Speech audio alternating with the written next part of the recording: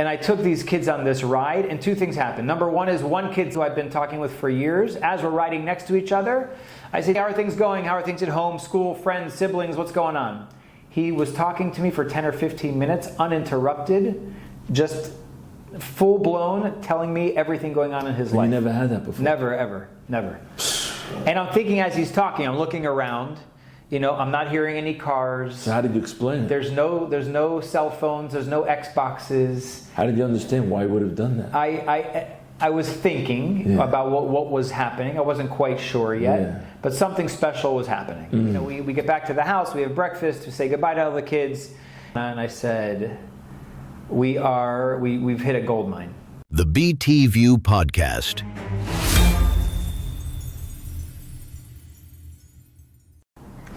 Shalom Rabbi, and welcome once again to the BT View, dedicated to bringing the fascinating sincerity of Bali Tshuva and their mentors to light, in order to give strength and chizuk to the entire extended community. Today we have the amazing experience of hearing the story of a Bal Tshuva who embodies probably the most important character trait that a person needs for a Torah lifestyle: to be a seeker. And because of that, because of his openness, he has merited to build an internationally recognized organization that has brought positivity and a better life to hundreds and hundreds of youth and terror victims all over Israel. Welcome, welcome, Reb Nachum Wasosky. Shalom Aleichem, Reb Nachum. Thank you for having me. Your life is so different than another Bal Tshuva. First of all, growing up, you were exposed to two different religions simultaneously. Wow. And then afterwards, there was a point in your life we had already an established business that you could have gone on with for life, and yet you were open to entertaining the idea of exactly at that moment going to Israel for 10 days, which changed the whole trajectory of your life. And then later on in life, when you came to Israel and you discovered, Hashem gave you an insight into a type of therapy that could be helpful, you went head into, I think it's a realm of therapy that I don't know really exists so much in the Jewish community in the world, adventure therapy, and created a whole organization based on that has brought relief and a better life for hundreds, maybe it's already thousands, of young Jews and terror victims. It's just amazing. I think there's one common thread between all of your experiences: that you are a seeker. You're open. And so therefore you are open to whatever opportunities that Hashem sent your way, which is amazing, and that's really what we need to learn. I'll share with you just a word from my Rebbe in Musar, Reb Wolbe. He said that the parsha that we received the Torah in, probably the most important parsha of the whole Torah, we received the Aseret HaDibros. And what's it called? Yisroi. A name of a non-Jew. Like, couldn't they think of a better name for the parsha that we received the Torah in? But he said the following. He said Yisroi had a very special characteristic. He was a seeker. As it says, now I know that this is the true God, Mikol Elohim. He tried everything. He went around, he was open. So said Rav Wolbe, if you want to learn Torah, you want to receive the Torah from Hashem, you need first to establish in yourself the quality of being a seeker. You need to be open. You need to always want to be better. You need to always want to grow. And that's the way you'll be able to accept the Torah. So I just want to thank you for being that role model through your whole life story for us today in this generation. Wow. Thank you. Okay, so getting to your actual history is, I think in order to become a seeker, probably when you're exposed to two different opposite types of lifestyles simultaneously and having to deal with them, that forces you to try and seek clarity and truth. So how did that express itself while you were growing up? Okay, so really from when I was born into a home where my father was Gentile, my mother was Jewish. Neither of them at that point in their lives were religious per se. and they, as most people in the world, even if they're not religious, there's still holidays. And in other words, religious meaning maybe if somebody is going to synagogue or church on a daily basis, they were not doing that. But when holidays came, so of course, the Christian world, you have Christmas and you have Easter. And in the Jewish world, typically, no matter how far, they still light Hanukkah candles on Hanukkah, and they still eat matzah and drink 4 glasses of wine on Pesach. So I really, I guess could say benefited from both ways of life growing up. Well, let me point out, were you living with your father and mother together in one home? Yes, so up until age 5, I was living with both parents. My parents got divorced around the age of 5, and I moved with my mother. So your mother is Jewish. Did she become more Jewishly oriented once she divorced? So not right away. My father still had visitation rights, obviously, and we wanted to, but we were also obligated by the court system to visit my father. 3 boys. I'm the youngest of the 3 boys, and at the very beginning, my parents both are natives of Pittsburgh, Pennsylvania, and we know there's the Pittsburgher Rebbe. That's where he comes from.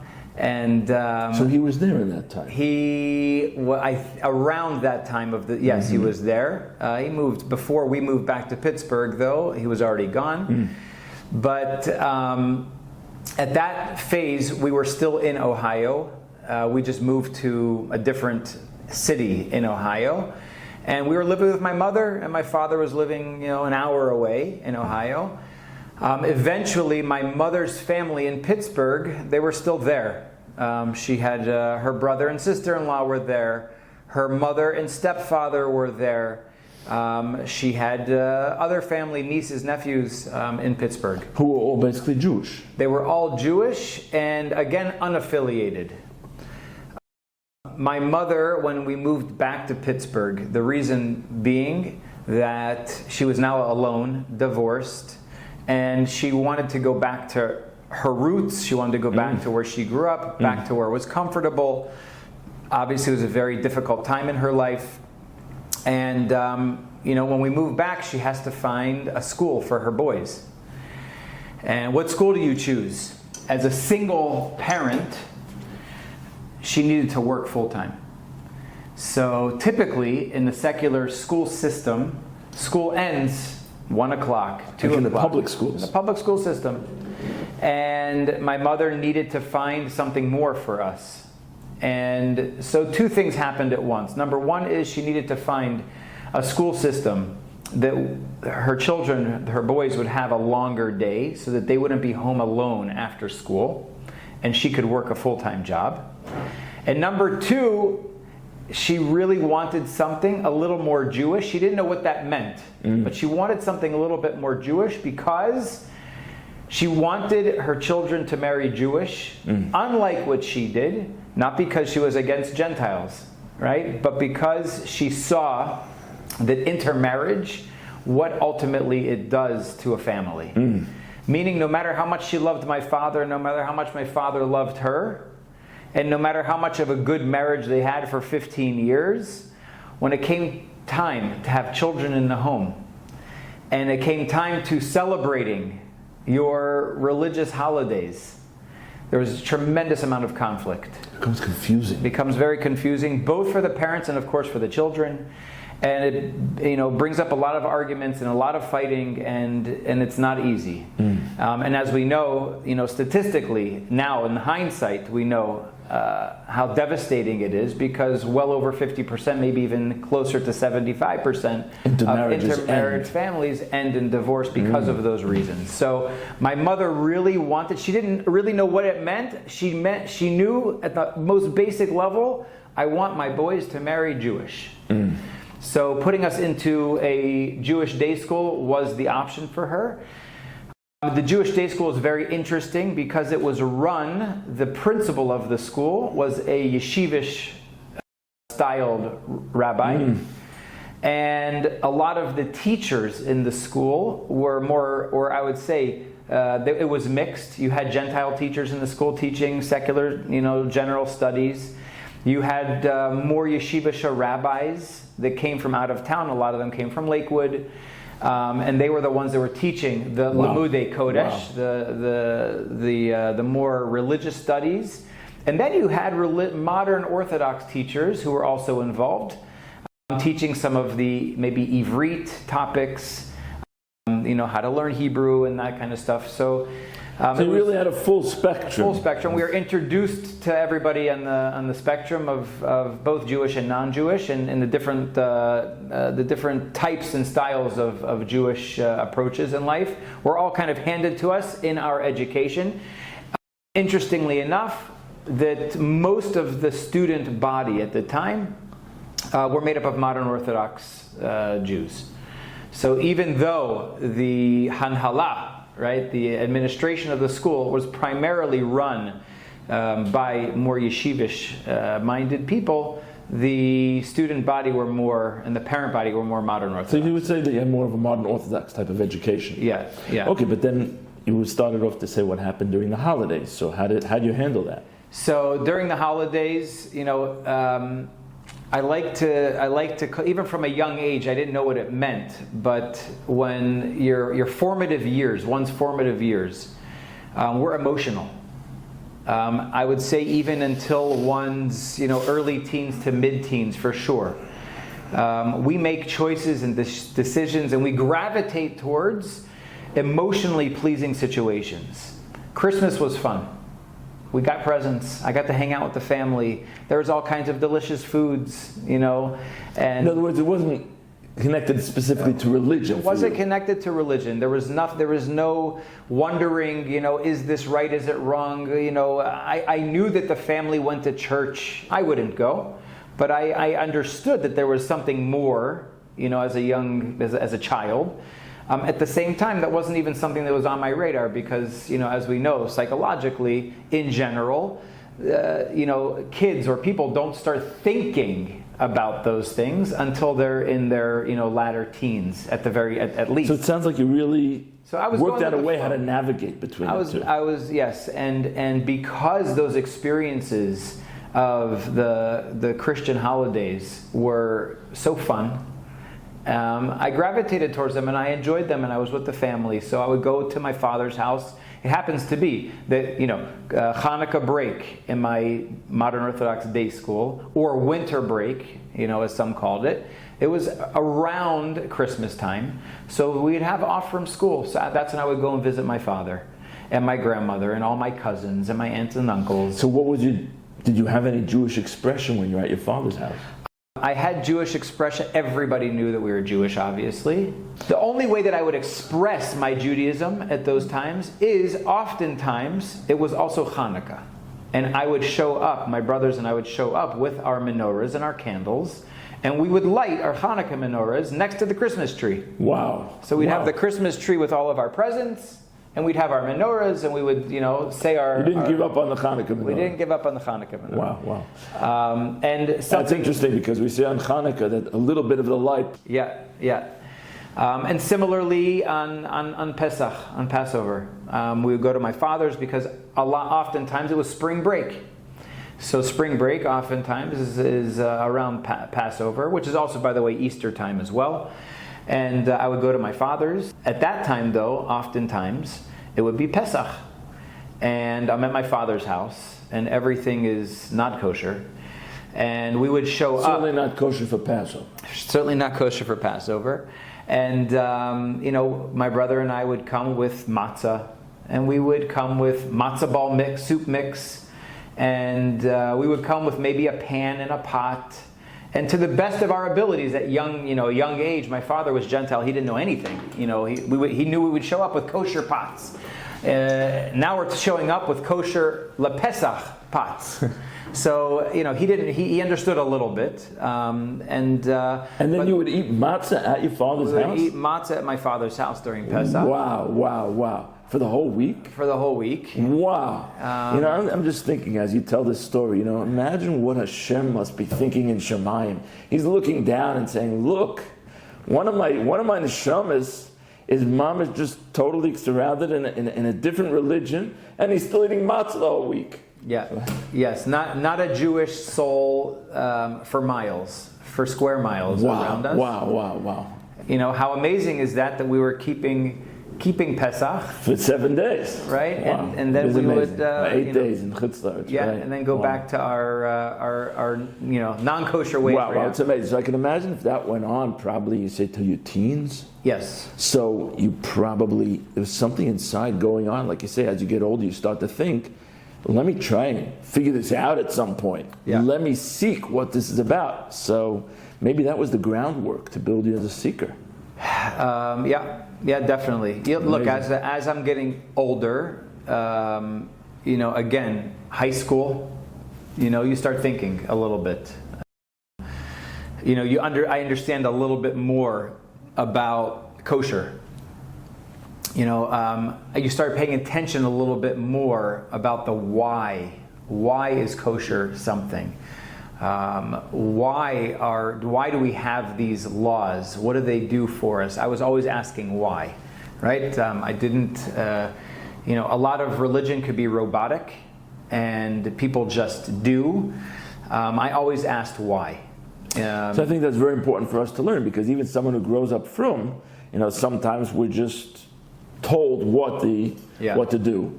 But to be able to understand why is very important.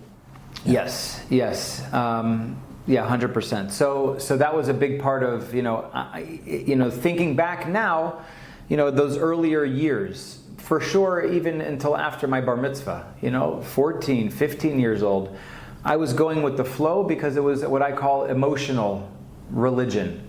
I felt good around my father and Christmas. I felt good around, Hanukkah and Passover.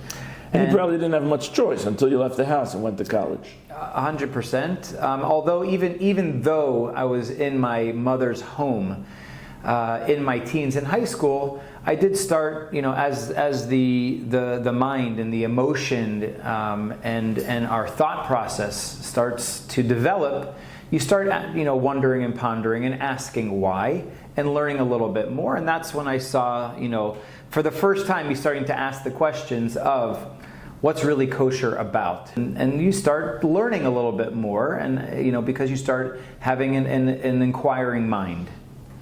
So, as I understand, you went for college to Yeshiva University. Correct. Which is, of course, a plus. Correct. And you were keeping a Jewish lifestyle, but not yet completely Jewish until through your junior year. Yeah.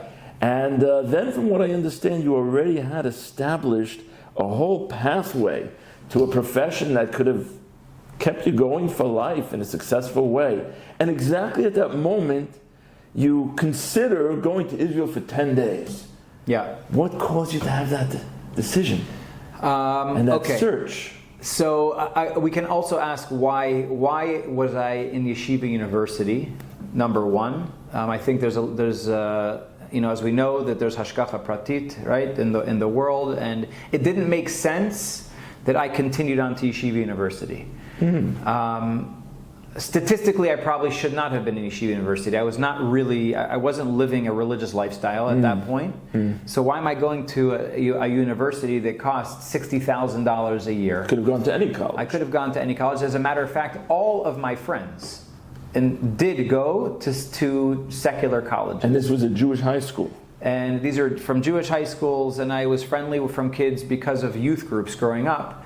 B'nai Akiva, NCSY, I had friends from all over the country. Wow. And many of my closest friends from Pittsburgh and Cleveland, where I was in high schools, many of them, I would say most of them, ended up actually going to secular colleges, in whether they were in Pittsburgh, University of Pittsburgh, Queens College, Columbia, NYU, New York University. So that strengthens the question. Why would you have chosen YU? Why would I have chosen YU? And I actually think it goes back to emotional Judaism. It goes back to having a really strong grounding in my emotional Judaism as I was growing up through my formative years. Meaning, so that's so interesting. Yeah. Day camps, overnight camps. Shabbatonim, being around, being entrenched in Positive Jewish experiences. positive Jewish emotional experiences. Again, because it had nothing to do with halacha. It had nothing to do with, religious observance.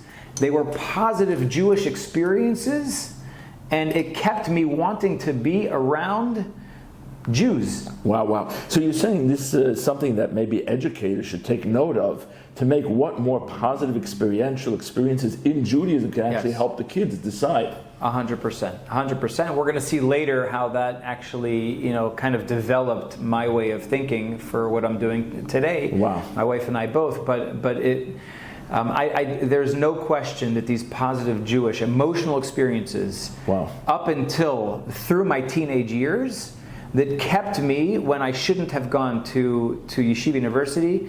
It made me choose a university. And by the way, we didn't have money to go to spend $60,000. It was your choice to go to Yeshiva University. My choice to go to Yeshiva University. And how I was going to pay for it and how it was going to work out, that was something that I said, it'll happen and we'll figure it out. But it was so strong, that pull to be around Jews. And not only that, but around observant Jews, that it made me gravitate towards that university. Amazing. So I think what you're saying is not only did it outweigh any type of pleasures or enjoyments that you had in other areas that were non-Jewish, but you actually came to a place where you wanted to have, I'll call it Mesiras Nefesh, to go to a Jewish school. Yes. Yeah, and more Mesirat Nefesh than one would think, because I was still having a good time in life, right? I was still partying. I was hanging out with friends. So it almost didn't make sense where this was coming from. Because if that's what I was doing and that's what I wanted, I should not have. If you were to say, here's 10 schools, Yeshiva University would have been on the bottom. So of course, what we would say today, it wasn't just the enjoyments that you had and identification. It's the neshama coming up, which is unexplainable. Yeah, for sure. Wow. Yes. Amazing.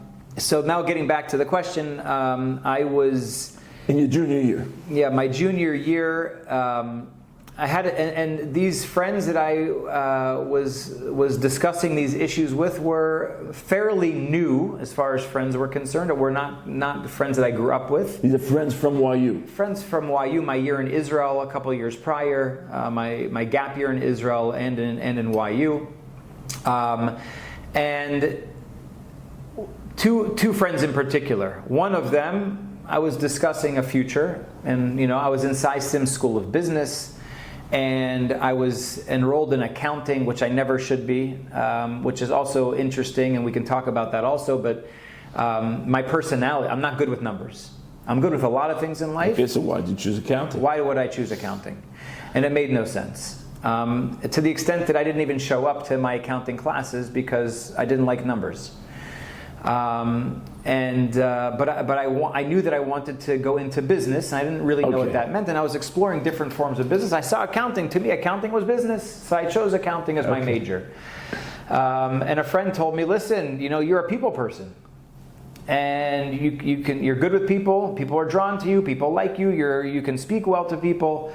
You probably want to go into real estate. Should have something more interactive." Yeah, real estate. You're dealing with people all the time, and you want to be successful. Sales. Yeah, you're in sales. You want to be successful. You can make good money in real estate, and it happens to be that my father is very successful in real estate in New York City. You're saying the friend. The friend, and he said to me that my father just wrote a book on brownstone homes in New York. It's a special kind of home and real estate in New York. And why don't you call him up? He's already well into his career. I think he may be looking for an apprentice. Why don't you? And he just wrote a book. So your friend gave you an in? He gave me an in. Here's my father's book, and you can call him.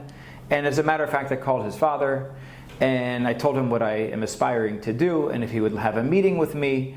And this is right before Rosh Hashanah, and my junior year.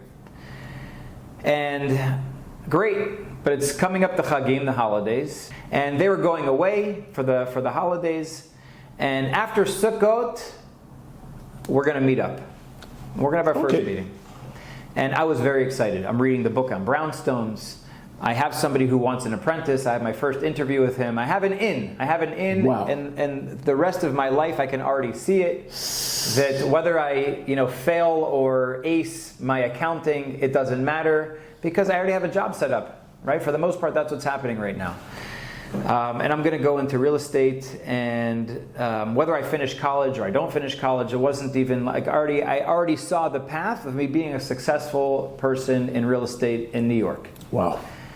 And that's when the second friend comes in, who I know for already a number of years. I went to Camp Stone growing up, which is a modern Orthodox camp that is very Zionistic.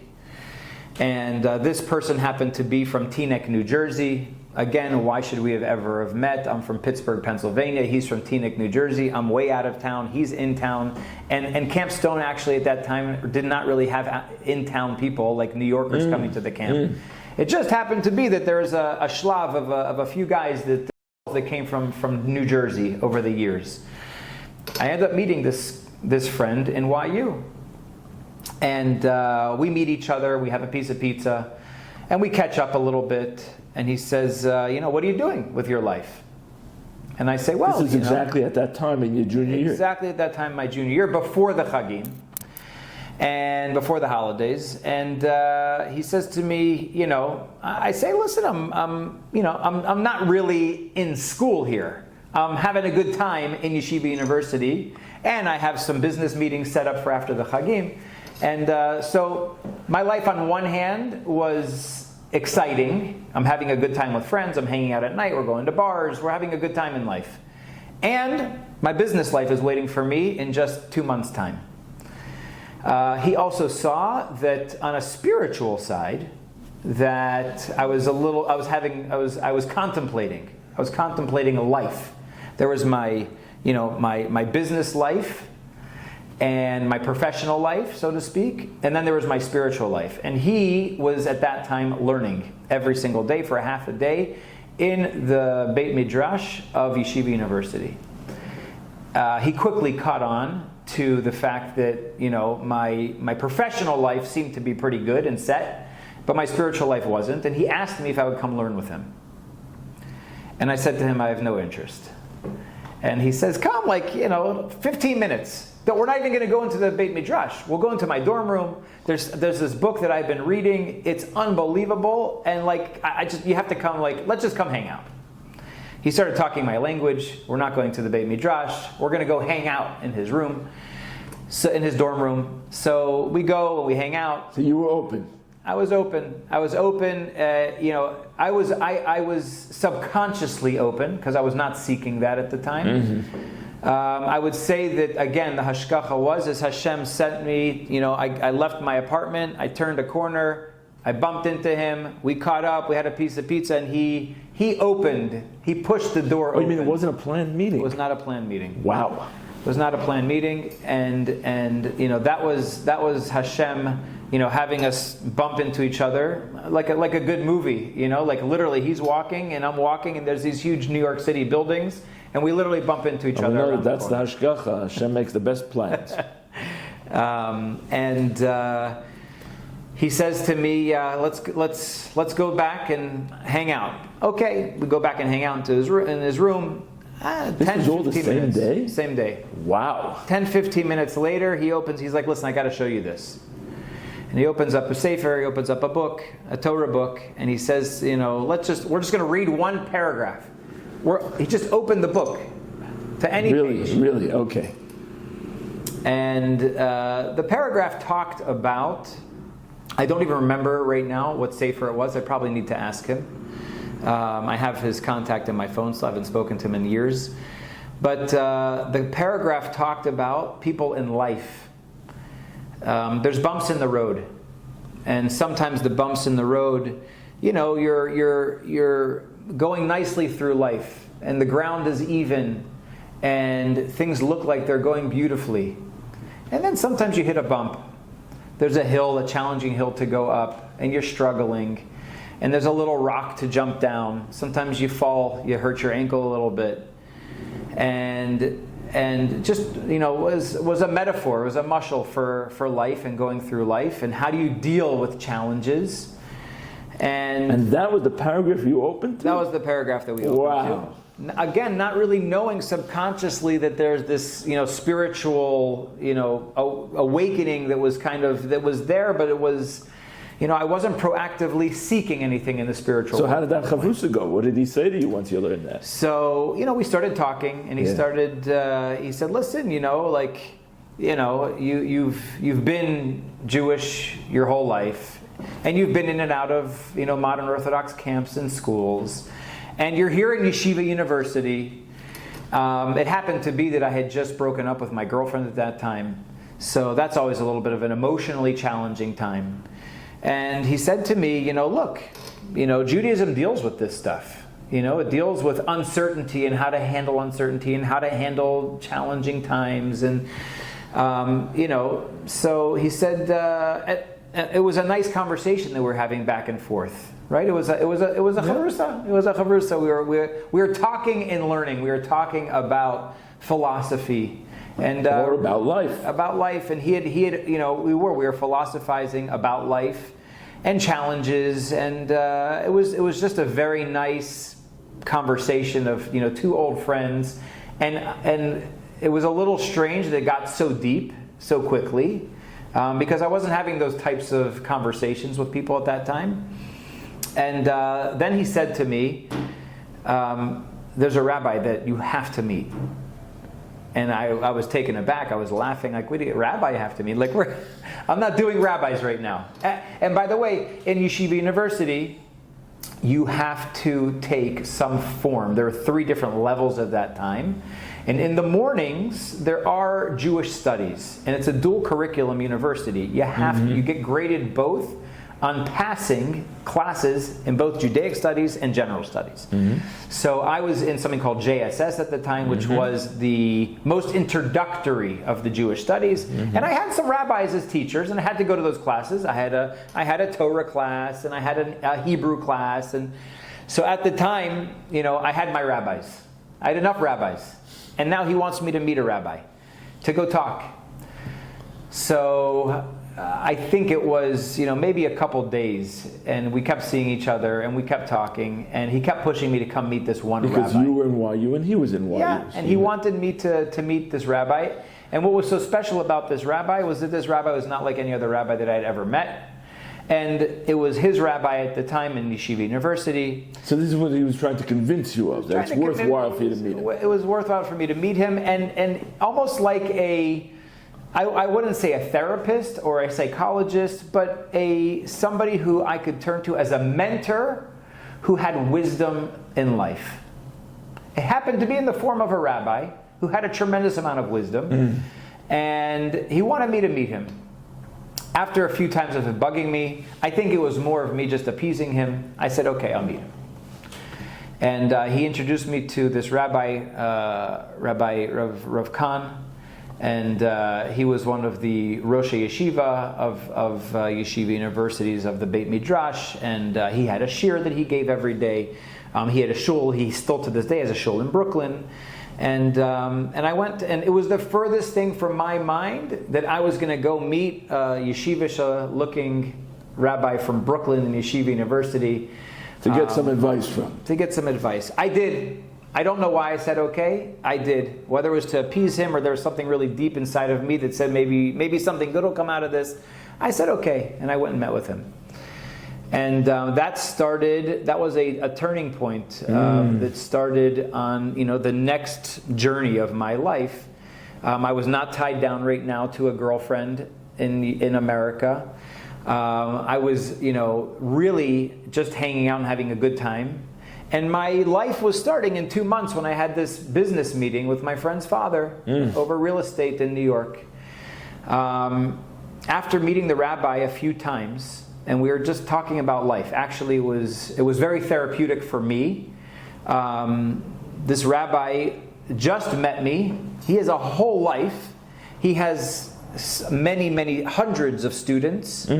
He has hundreds of families in his shul in Brooklyn. He has many children of his own and a wife and a family. And every day at lunchtime, he's taking 30 to 40 to 60 minutes of his time and just sitting and talking with me. Wow. Every day? Every day. Wow. And eventually, after multiple meetings, he said, what are you doing, over the holidays coming up? And I said, well, a bunch of my friends here in New York, as you know, Rabbi, they have houses in the bungalow colonies, and I'm going to go make money. I'm going to go hang out with my friends. I'm going to be a waiter, and I'm going to go upstate New York for the first time, and I'm going to have a blast and make money. He said, listen. He goes, that's fun. And you have fun. You've been having fun your whole life. He said, would you ever consider going to Israel? I said, yeah, but not now. I said, my plans are set. And he jumps up out of his seat and he slams on the table. He goes, you have to go to Eretz Yisrael. You have to go to Eretz Yisrael. And I had no idea what was going on. Wow. He jumps out of his seat. He wasn't a young man. And I said, okay. I said, why? He said, you need 10 days just to sit and to breathe the air of Eretz Yisrael. I don't know what's going to happen, but it's going to be very good for you. He didn't give you any more explanation. He did not give me any more information. No. No more explanation, no more information. Wow. He had a feeling that I need to be in Eretz Yisrael for 10 days. Wow. So I saw how serious he was. I saw how convinced he was. I don't know what made me consider it, except for, here was somebody who clearly was invested in me for whatever reason. Who was sincerely invested in me. Yeah. And that I took to heart that he, this is wild. I just met this man. And he already proved that he cares about you. And he proving that he cares about me. It's still a little bit of a wild leap for me. Yeah. To say, okay, I'm going to change all my plans with all my friends, and I just met this person, and what am I? And I'm just going to go sit in Eretz Yisrael. It really did not make a lot of sense for me to say yes. Then he upped the ante a little bit. He says, you call the airline, I'll pay for it. Oh, wow. Because I said to him, Rabbi, I'm going to make money, and you want me to go to Israel and spend money that I don't have. Yeah. I'll pay for it. Wow. So sure enough, I thought about it on the spot there for a few minutes. I said, okay. Wow. I went by myself. There was no cell phones. I didn't have a cell phone. I don't know how I called. I had a job in YU. I did a work study program. I had money. So I must have, gone into my office there where I was working, and I called Tower Air. I don't know if you remember Tower Air. I called Tower Air, and I found the best deal I could on Tower Air, and I had a 10-day ticket to Israel, and the rabbi gave me his credit card, and I paid for it. Wow. Amazing. So he has a big schus. Wow. Yeah. Wow, amazing. Okay, and then once you reached Israel, so what was your experience in those days? I told my friend who set this whole meeting up to begin with what had just happened. He was laughing at me, because that's a crazy story. He just wanted me to meet the rabbi. Wow. And a week later, after multiple meetings, the rabbi's sending me to Israel. He didn't even imagine it would come to this. No idea. He had no idea. Wow. And sure enough, he said to me, listen, my friend, he said to me, I have one piece of advice for you. You have a lot of friends in the old city. Some of my friends had already stayed in Israel for a second year or a third year after our gap year. And he said, you have your friends there. And they're hanging out in the old city. They're at Esha Torah. And that's where I was going to be staying. Free living in Esha Torah. I was going to hang out in the old city, and I was going to branch out to my friends and see different people, but I was going to be in Jerusalem. Who doesn't want to be in Jerusalem? If you're in Israel, you want to be in Jerusalem, especially when you're 18 years old. And he said, you have to meet somebody by the name of Mati Berger, Rabbi Mati Berger. He roams around the Rova Yehudi, the Jewish quarter. He teaches some classes at different yeshivas and seminaries, but he's involved in Esha Torah. He lives in the old city. Esha Torah is in the old city. I didn't know all of this stuff. You just got to you ask around to your friends, they'll point him out to you. Wow. I said, what am I supposed to meet him for? Another one of this guy's stories, right? My friend. Just go meet another rabbi. He said, I'm just telling you, go meet him tell him that I sent you. And I don't know if he's going to remember me or not, he said, my friend said, but you tell him that I sent you and that he needs to take a few minutes and just talk to you about life. I said, okay. So I wrote down literally on a piece of paper, scrunched it up. It was in my pocket for a couple weeks until I, left and until I met him. And I get to the old city, I get to my friend's apartment. And the first day that I'm there, I said, I have to meet this guy. I got to get this over with. I'm here for 10 days before we start, hanging out. I need to meet this guy. So, okay, my friend took me down to the Rova HaYehudi, the Jewish square there in the middle of the old city, the Jewish quarter. And my friend says, there's Rav Mati Berger right there. Literally, as we're walking, wow. From the Cardo, we're walking in to the big square. There he was. Rav Mati Berger standing there talking to 3 or 4 kids. Wow. So I waited my turn, and I say hi to him, and I told him, my friend told me I have to come see you. I just got off the plane from YU, and he told me I have to come talk to you. He pinches my cheeks, gives me a hug and a kiss. He says, what can I do for you? I said, I have no idea. I said, I was told I have to come talk to you about life. So he asked me what I'm doing and what's going on, and we're talking for 10, 15 minutes. He says, listen, tonight, 5 o'clock, what are you doing? I said, nothing, I just got here. He says, he goes, I live right here. He pointed where he lives, gave me a number of his house, and he says, come, you'll sit with me. We'll sit for a little bit at 5 o'clock. I think I sat there for a couple hours. Wow. Just talking about, life, talking about life. Wow, amazing. So that was probably also a turning point. Yeah, a big turning point. Wow. Things happened very quickly, but it was a big turning point there. Wow. And from what I understand, you eventually ended up staying in Eretz Yisrael. So it's like just within a few days, probably, or weeks, your life just changed its path. Correct. Which is amazing. It's amazing. Baruch Hashem.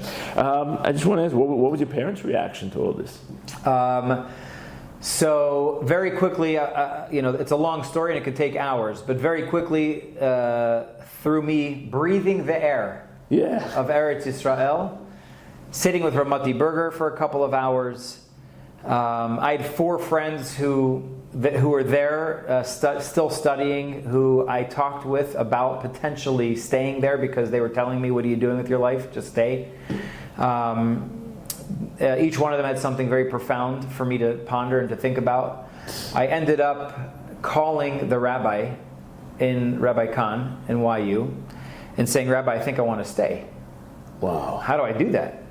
He says, well, if you stay, I'll take care of deferring this year at YU until next year. You'll stay in Eretz Yisrael for a year. Wow, because he can speak to the office for you. Yeah, sure. I'll take care of everything for you. Wow. I go to Eshet Torah. I go sit with the administration there, the Rosh Yeshiva, and they shouldn't have taken me into Eshet Torah.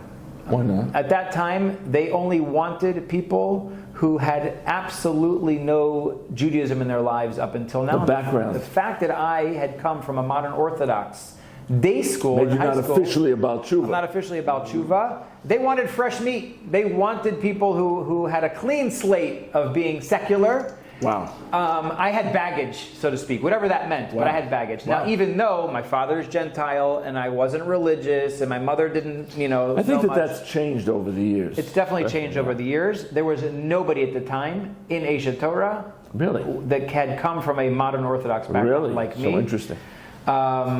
And I had meetings with the 2 of the rabbis there in the office at the time, and I basically said to them, I know nothing. And I'm living as a Gentile. And you cannot view me. I was advocating for myself. You can't view me, even though I went to a Jewish day school. You almost have to prove to them I'm essentially about tshuva. I've got a clean slate. The same as about tshuva. Yeah, the same as about tshuva. The same as a secular guy. That's who I was. And I said, please take me. I said, just take me for a month. Take me for a month. I want to do some of these essentials. I heard about the essentials programs. I think there was a month rotation at the time. Get some clarity. That's it. Just take me for a month. They said okay. They took me for a month. Wow.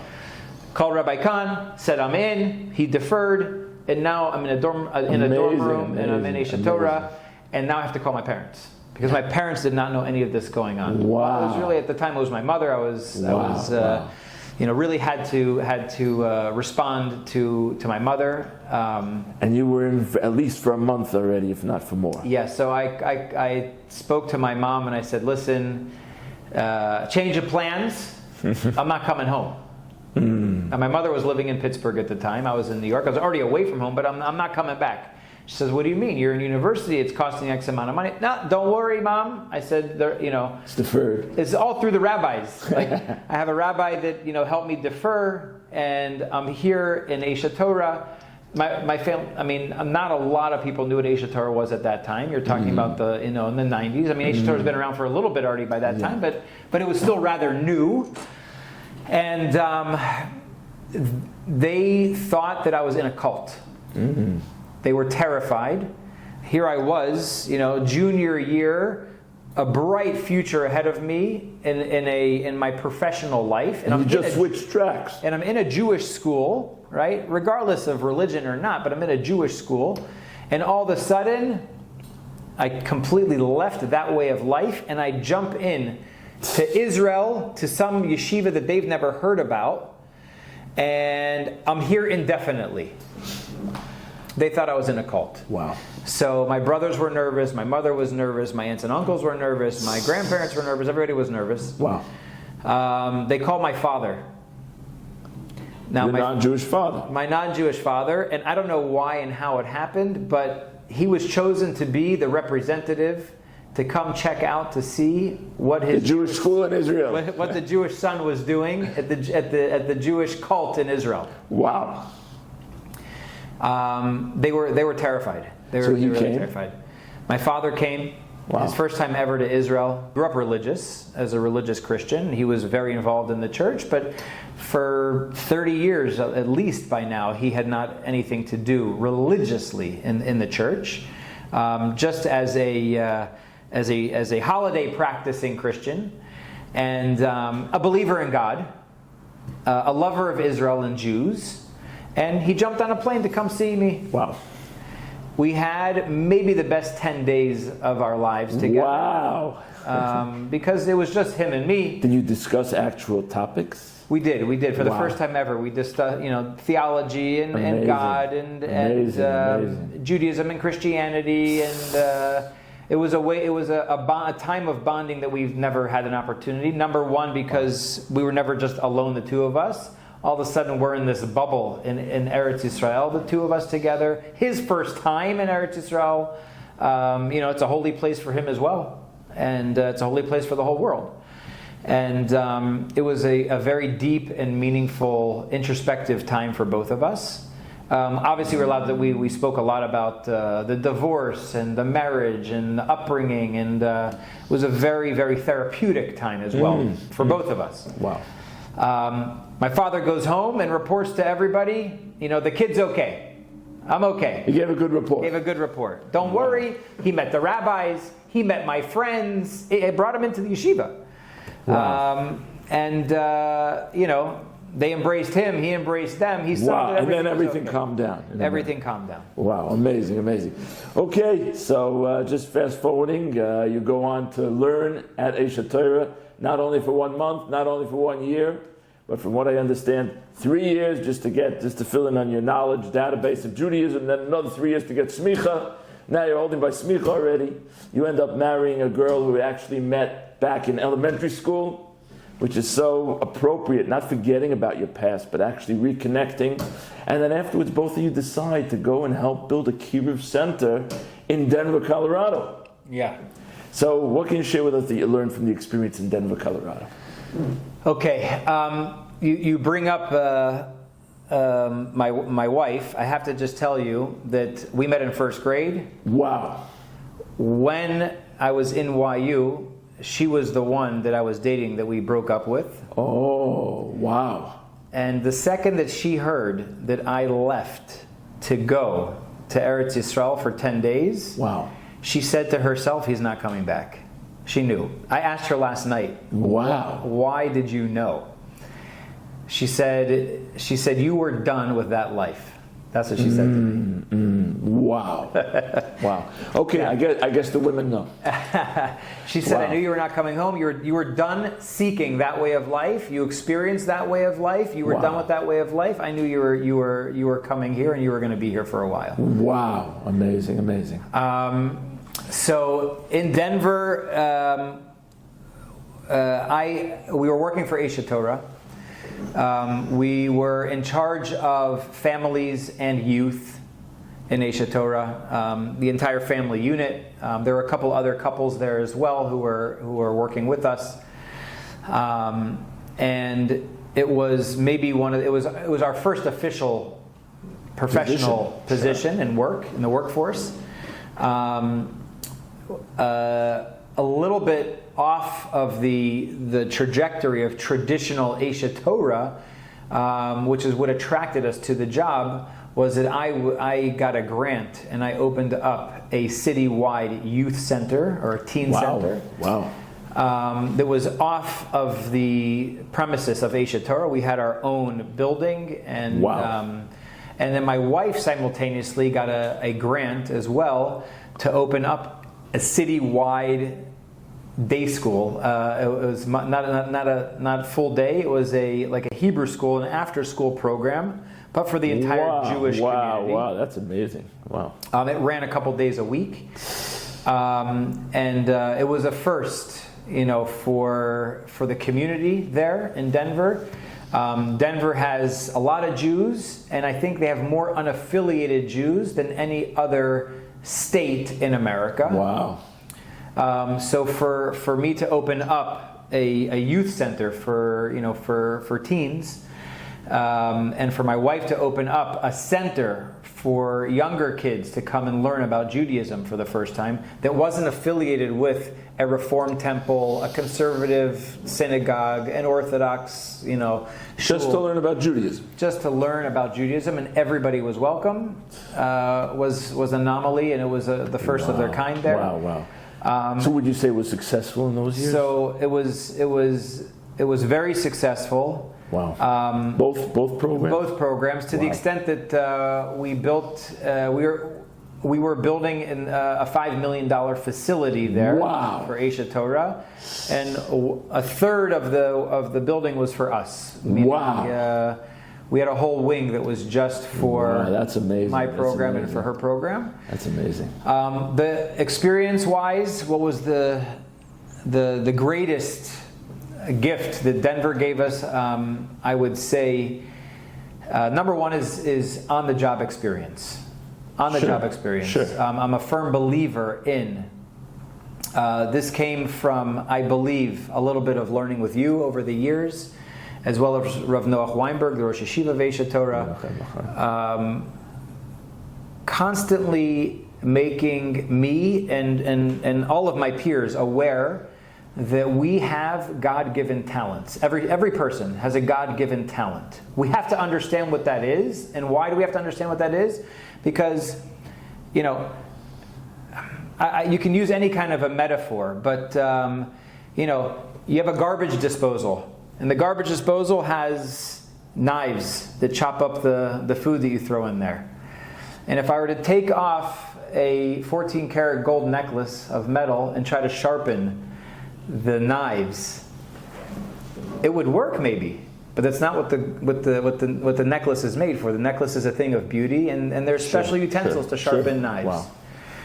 Wow. You can use many different metaphors. Yeah.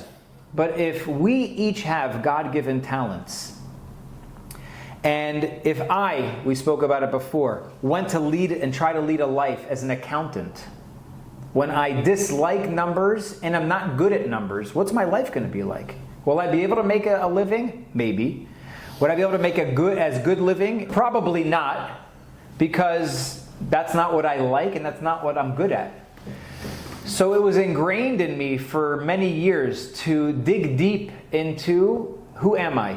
Wow. What talents do I have? Wow. And I should be using those talents in life for the rest of my life. That's why I'm here. That's why I'm put here. So important what you're saying. Very important, because if I don't do that, can I get through life? Yes. Can I get through life happily? Yes. No question, though, that if I use my God-given talents I'm going to be more successful and I'm going to be happier.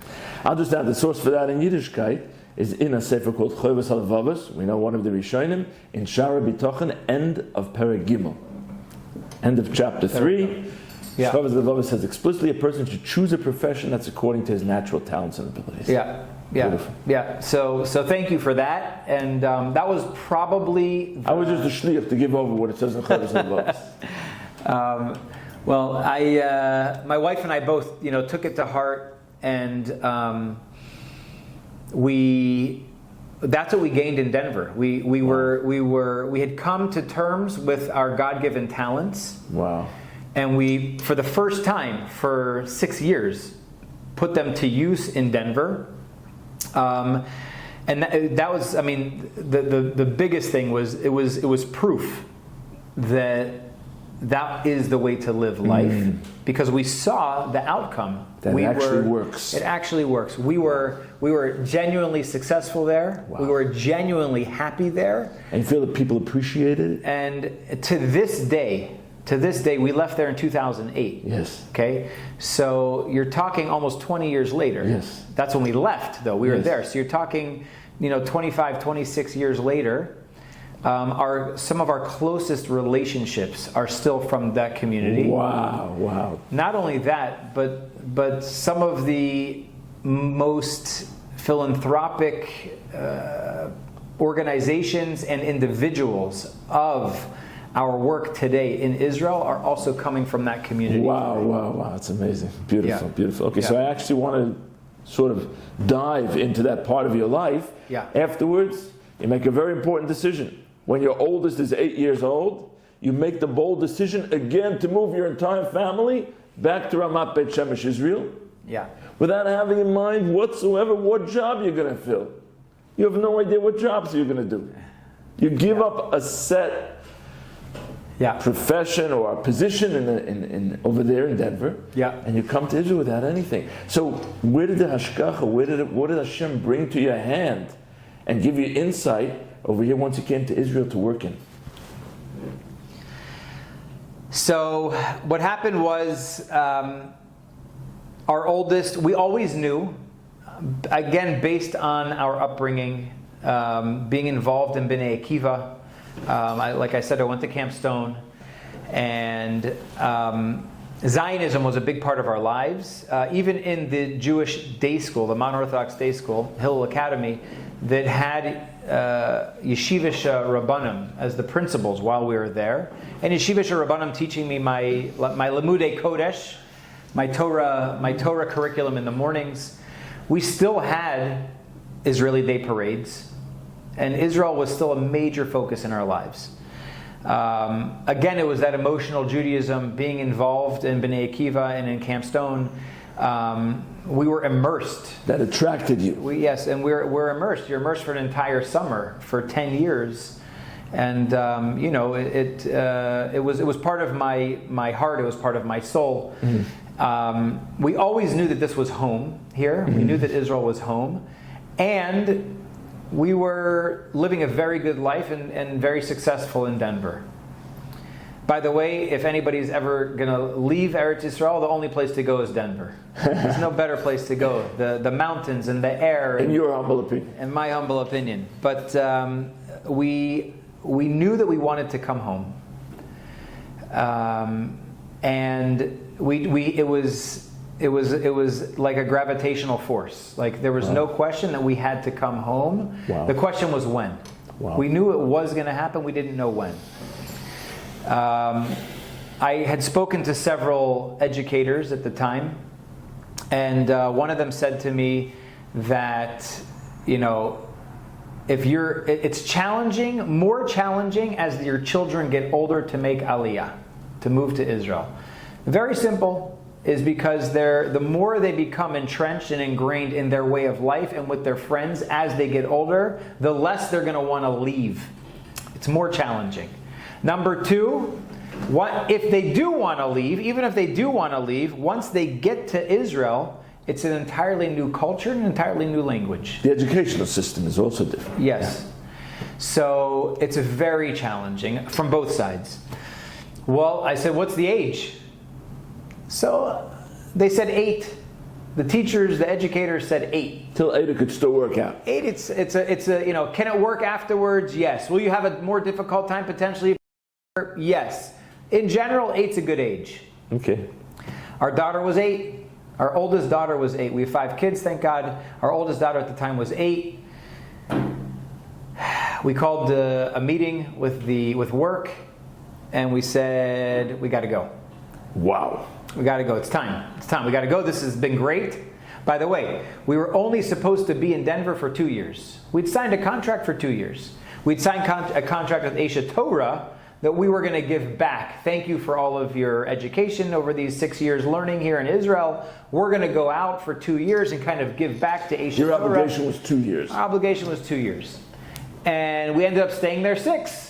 So we went to the board and to Rabbi Meyer, who was the head of Aisha Torah at the time, and we called a meeting and we said, this has been amazing and thank you very much, and we need to go now. Wow. Then we went to my in-laws, who also were living with us in Denver at the time, around the corner. We told them that we're leaving, and they said, "What about us? Wow. We're here in the community with you." We said, "You're coming with us." You didn't give much of a choice to anyone. I mean, you could stay if you want, but you could come with us. We'll take care of you. You can come with us. No, I'm saying you weren't deliberating your choice as a family. 100%. Wow. We needed to go. Wow. We told them that they should come with us and we'll help them with the Aliyah process and everything else. Wow. They said, okay. Wow. My mother also we had brought to Denver from Pittsburgh. She was living near us as well. And she says, what am I going to do? We said, you're coming with us. Wow. So 10 of us picked up, and in 2008 we made Aliyah together. Wow, that must be like history. I haven't heard of any other family like that. That's amazing. And yes, we did not have a job. Nobody had jobs at the time.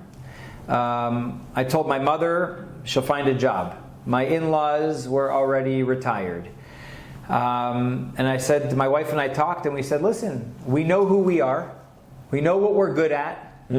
We could find a place anywhere in the world to work. Wow. If you know who you are, what you're good at, what you love, you'll go get it. You'll go get it. Beautiful. We had trust in Hashem, and we had trust in our own personal abilities. We had bitachon atzmi. We had good self-esteem and confidence. Then no matter where in the world you're going to put us, we're going to be okay. Wow. Which again goes back to why it's so critical to know who you are and what your talents are and what you love to do, because you can do it anywhere.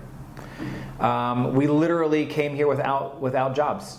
Wow. And yeah. That's amazing. That's amazing. Okay, so once you arrive in Israel, what is it that Hashem brought to your hands? So it happens to be, obviously if you look for it, it's always there, the hand of God, the hand of Hashem. Somebody from the Denver community had moved to Israel a year prior to us. Okay, so one person you knew already. Yeah, a family. And our girls were actually friends with 2 of their girls. And we actually stayed with them because we didn't have an apartment to live in. So the first month we moved into their apartment. Wow. And we lived with them. And this friend knew of a similar kind of work that I was doing in Denver, here in Ramat Beit Shemesh. Wow. And he hooked me up with this person. And they were running programs primarily at the time for parents that were struggling as they made Aliyah to Israel. Anglos who were in Israel and they needed help. They needed help with their jobs. They needed help with their marriages, because it's very difficult on a marriage to move to a new culture. And of course they're having trouble with their children. And I came and had a meeting with him, with the head of that organization, and I told him where I was just coming from, and I just built a successful, large-scale family program, youth center and family program, and I will fund my own way. You just give me the platform, you sign me up that I can work for you, and in order to build this program anyway, I need to raise money. I'll take care of it. I just need you to give me the job and say yes. Wow, wow. So I had such confidence that if he would just give me the platform and give me the job so that I could make something of it. So did he agree? So he agreed. Wow. And he said, as a matter of fact, we're just now starting to trying to ramp up our teen program. And I had just come from that. And so he gave me the job and I started working. Wow, amazing. Yeah. Okay, so then you get to know a lot of what's going on. At that time, it was going on in Ramat Beit Shemesh with the teens. Yes. Which is not a simple sugya, as we know. Correct. And then what is that special moment when GEERZ is born? Okay, the special moment, a little bit of there's a little bit of a process, right? Even we know Hashem didn't build the whole world in one day, right? So sometimes we have to wait and see and look, like a good movie, how Hashem is going to unfold your life. I was working with this youth center, and we were being very successful. And I was always involved in sports growing up, my wife and I both. And in all of our programs, we infused them, whether it was youth at risk, whether it was educating kids about Judaism, it was always infused with fun and sports. Well, it's a great outlet. It's a great outlet. It's a necessary outlet. Again, it's that emotional side to life, as youth and teens. Connects. And yes, little did we know also that people do better when endorphins and adrenaline is released in general in life. That's according to the research nowadays. Yes. We did not know it at that time. It was something that we did naturally. I had 2 accidents playing basketball. Both of my knees I had surgery on. You're still in Chutz La'aretz? One was both were here actually. Oh. One was before I went to Denver, and one was after I came back from Denver. Wow. And I had ACL surgical repair in both knees. Wow. No more basketball for me. Wow. I was an avid snowboarder with my wife in Denver and our children. There's no real snowboarding here in Israel. Right. Maybe once a year in the Hermon. I have yet to do that. Basketball. Every few years, there's a nice snow in Yerushalayim. Correct. Those outlets for me were really they didn't exist any longer. And I came here with a bike. A good friend in Denver started getting me into mountain biking, and I came here with that bike. And I saw that I wasn't going to be able to have my 2 outlets. And I'm also thinking of outlets for my own kids and maybe kids if I'm going to work with. What am I going to do? And cycling all around where we live in Ramat Beit Shemesh, there's hills and there's trails everywhere. I said, you know what? Part of my rehab and my process is I'm going to get on this bike that I have. Wow. And I started riding, and I became an avid mountain biker. Well, what was the average amount of time you spent on cycling from when you came to Israel? I would say, per week? let's say max between 4 to 6 hours a week. Okay. 4 to 6 hours a week. That's logical. Okay, you go out for a couple hours, a couple times a week. Sure. 4 to 6 hours. And so I was riding, and the kids that I was working with in the youth center, they knew that I was an avid cyclist. And over the first 6 months, the year and a half, a couple years, they were always bugging me to take them out on a mountain bike ride. It was attractive to them.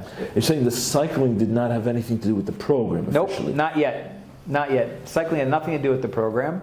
But the kids in the program thought it was cool. They showed an interest. They wanted to. They thought it was cool, and they wanted to try out mountain biking. And by the way, I had a whole chevra that I built up here of my friends. Your friends who would go together. That I got together. them into mountain biking. And you'd see 6, 8, 10 guys flying through the streets, heading out to the hills to go on a mountain bike ride. It's exhilarating, right? And people say, I want that. So the kids you were working with knew something was going on. They knew something was going on, and they also wanted that. They wanted it. And they were bugging me. There was a time where they were bugging me every week. Come on, take us out on a ride. And I said, you don't want to go on a ride. I go out, you have school during the day. I said, Friday's your only time to go, but Thursday nights is party night for you guys. You're not going to get up early in the morning and go Friday. You sleep until 12, 1, 2 o'clock. Get up, take a shower, and eat Shabbos dinner. And they said, no, we want it. 1 week, I don't know why. I said, okay. Again, no rhyme or reason. I guess they pushed enough, just like my friend pushed enough to me to go open up that sefer with him, and then pushed enough to have me go meet the rabbi. And my 4 friends pushed me to stay in Israel. The kids pushed me. That was a turning point. The kids pushed me and they said, come on, we're serious now. We want to go. We want to go. I said, okay. I gave them a couple rules. No drinking beer, no smoking pot. You're getting an early night sleep Thursday night. Anything you're going to drink is going to be 2 liters of water that night. We're waking up early in the morning, 7 a.m. You're getting up, 8 o'clock. I'm meeting you with bicycles, and we're going to meet at this corner over here, and I'm going to have bikes and helmets for you ready. Wow. And About how many kids were on that first trip? I think there were, I don't know, maybe around 8. 8? How'd you have bicycles for all those kids? My friends. Really? They lent you? Yeah. So nice. My friends gave them bikes, and I took them on their first ride. Bikes and helmets, probably. Bikes and helmets, always with the helmet. Always yes. with the helmet, good. And a backpack with water. And I took them on that ride, and something very significant happened on that first ride. 2 things in particular. First of all, again, the emotional side. After the ride, I told the kids we'll have a big bagel breakfast at my house. Bagels, cream cheese, lox, eggs, coffee, hot chocolate. And I asked my wife if she would, while we're out there riding, if she would get stuff together. We went to Holy Bagel. We had a whole spread for them. The physical, pleasurable experience. Now they're very excited, right? They're going to get up, but after the ride, we're going to have a big party. And so, mind you, I know these kids for a couple of years. In the teen center, I call it, there was always something bugging me that I was able to, I say, sur meira ve'aseh tov, which happens to be 2 of the kavanas that we have it going into the mikveh that you taught me once, many years ago, right? We have to pull ourselves. Yeah, we have to pull ourselves away from negativity, and then we have to open ourselves up to go towards the positive, right? Wow. So the teen center model is very good at sur meira, because you're creating a place for the youth or the teens to be. And take them away from the streets. To take them away from the streets. It's easy, actually, to do. The aseh tov is not so easy. It's difficult to speak with them. They don't want to talk. They don't want to be in therapy. They don't want one-on-one. It's very difficult. Yes, it's very difficult to get them to open up and to talk about real life stuff and challenges. It's hard to go deep. It's easy to get them there and to pull them away from negative. It's very tough to get them to go to the positive. So if I understand correctly, you're saying that a successful program is only when you can get the kids to an actual place of aseh tov as well. Yeah, that's what I found. Okay. And that's what was bugging me for a couple of years. I would agree. You have to rechannel the connections to the right place. Yeah. And I was seeking for that. I was seeking, maybe not so proactively, but definitely at my subconscious, and I would think about it, and it was something that was bugging me. It was a challenge that I was faced with. And I took these kids on this ride, and 2 things happened. Number 1 is one kid who I've been talking with for years. As we're riding next to each other, I said, how are things going? How are things at home, school, friends, siblings? What's going on? He was talking to me for 10 or 15 minutes, uninterrupted, just full-blown, telling me everything going on in his life. You never had that before? Never, ever, never. And I'm thinking as he's talking, I'm looking around. I'm not hearing any cars. So how did you explain it? There's no cell phones. There's no Xboxes. How did you understand why he would have done that? I was thinking about what was happening. I wasn't quite sure yet, but something special was happening. At the end of the ride, the last 10, 15 minutes, we get to the top of this long, challenging hill, and we're 7 minutes from the house. You wait at the top of the hill for everybody, you go to the house, and you have breakfast. And the star, the jock, the coolest kid in the group, the one who's most fit, he's going to the army, he lifts weights, he smokes cigarettes, we're all at the top, he's not there. A couple minutes go by, kids start taking their helmets off, putting it aside, they're having water, everybody's relaxing. You weren't worried that he was in danger? I wasn't worried, we saw him coming up the hill, but he wasn't there. It's a 10-minute climb, 15-minute climb. So he's all of a sudden, 5, 7 minutes go by, I don't know, and he comes walking his bike, side by side like this, walking, sweating, and he's cursing at himself, he's cursing at me, why'd you bring me up this hill, I can't do it, and he was exhausted and frustrated. He gets to us, He pulls out a pack of cigarettes, and I say, listen, 7 minutes, we're at my house. Coffee, cigarettes, breakfast. You haven't smoked a cigarette yet. It's been almost 2 hours. You got this. He goes, no, Nachum, you don't understand. And he rips up the entire pack of cigarettes in front of everybody. He says, I'm done. And it was a very strange thing for anybody to do. But for him, he was so frustrated that he couldn't make it up that hill. He was coughing. He couldn't breathe well. And he attributed it to the fact that he's realized from that he has to stop smoking. He realized from that he has to stop smoking. Wow. No one said a word to him. As a matter of fact, I told him, you're going to smoke in 7 minutes. I'll give you a coffee. Have a cigarette. Wow. Right? So he basically changed a behaviorism from an entire life, just from one trip. Yeah. Yeah. Wow. Yeah. And we get back to the house. We have breakfast. We say goodbye to all the kids.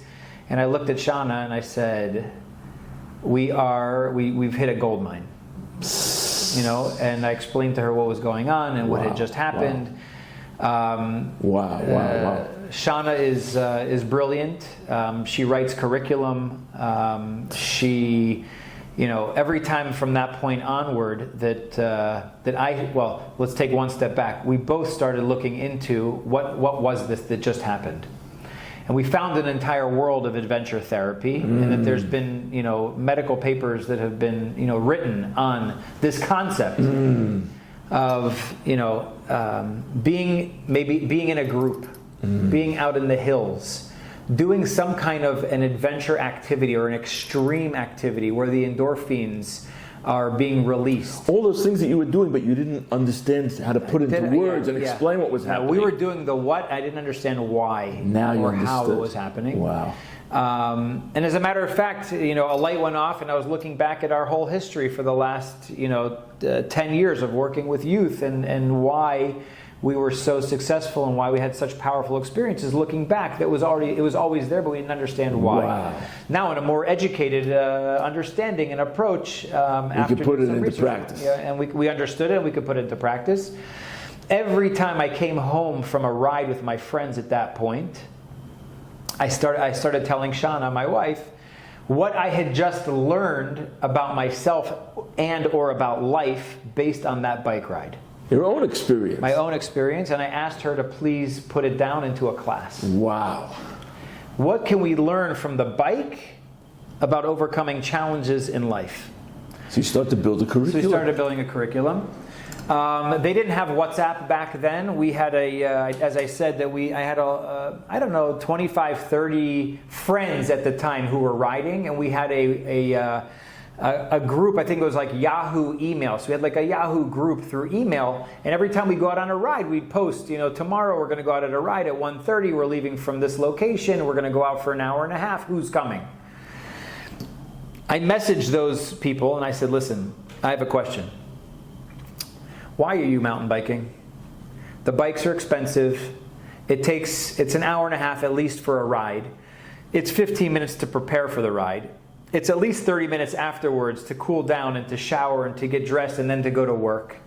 Why are you doing this? Yeah. Put on a pair of running shoes and go for a run and come back. Much easier. It's much more efficient. Yeah. Time-wise, monetarily, why are you doing this? Yeah. And we're all successful, educated adults. And we all are busy. Why are you doing this? Almost every single one of them wrote back a different and profound answer. Wow.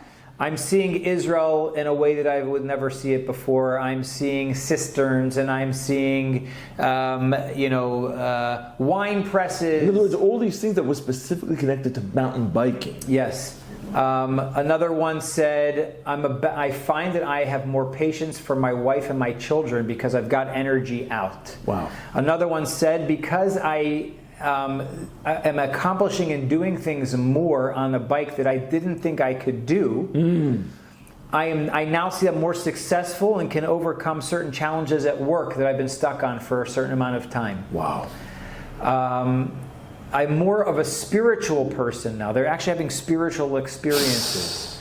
I had 25 different answers. So you just saw how valuable this is. Yeah. And I didn't ask the question. What Hashem brought to your hands. Yeah. Had I not asked the question, I wouldn't understand that everybody else is going through the same experience that those kids had, but nobody was talking about it.